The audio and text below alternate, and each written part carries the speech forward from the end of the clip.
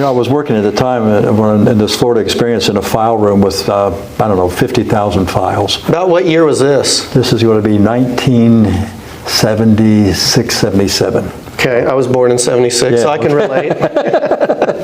And there was a constant update of these files manually. We was before computers, obviously, at that point in time. But it was a miserable job, and it was underpaid, and we got a great turnover in there, but I had great young people there. So like an internship, maybe, type of responsibility. They were young people, probably their first employment, so you'd probably keep them for a year or so, basically. Okay. But I'll tell you what we decided, because I had a director at the time, there was a boss there that was just, he was difficult to work for. And so we decided back at, we're going to have fun in here.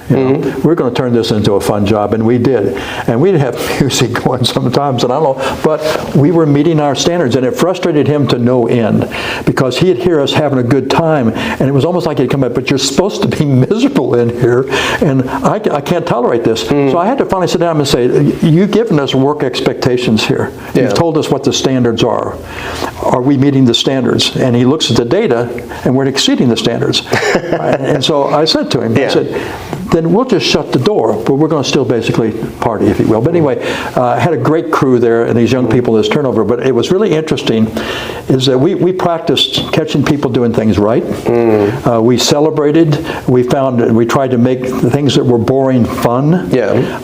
And when they went on to other work, and they would call me about, maybe once every 6 months to go have lunch. Yeah. And what I figured out is they just needed that nice job. They just needed somebody to say to them, because they had gone to misery someplace out there, and in that type of environment, with that Eeyore environment that you talk about. Yeah. So yes, that's been a wonderful thing to see happen, is them come back and realize that's all that and they did the same thing for me, just by spending that time with them.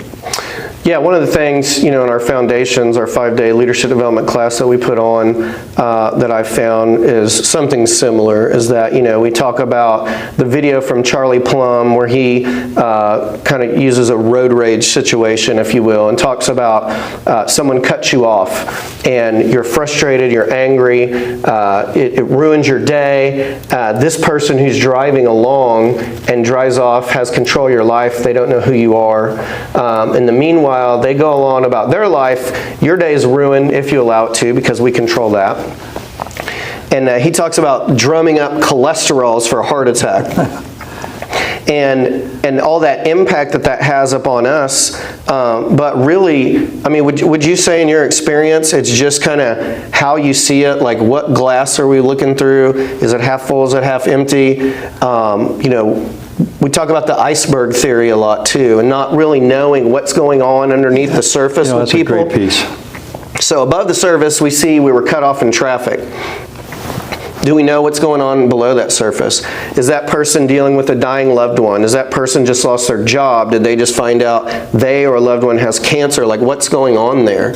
And so with strangers, we tend to never find that out. With people that we work with, though, we have an opportunity to do that through asking questions and just getting to know them. And it sounds to me like the story that you're bringing up, where everyone was in an environment that they were enjoying, you found out we can control our metrics by making it fun for them, and we make them happy, we shut the door, we do our thing, everyone's happy. So have you found yourself really looking to find that happy medium, that balance in life when it comes to applying a lot of these concepts?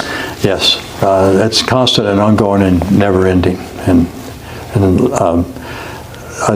just so many examples, going through my head right now. One thing I'd like to share with you is because when Charlie Plumb gives you that piece, and the dynamic that's happening there is when he gets cut off, is that he is frustrated, obviously, and he gets angry at those people. What he doesn't, and he illustrates this, and he talks about this. What you just did is they give them control of your behavior and your life, you see? Yeah. At this stage of my life, I'm playing a little pickleball, okay? Okay.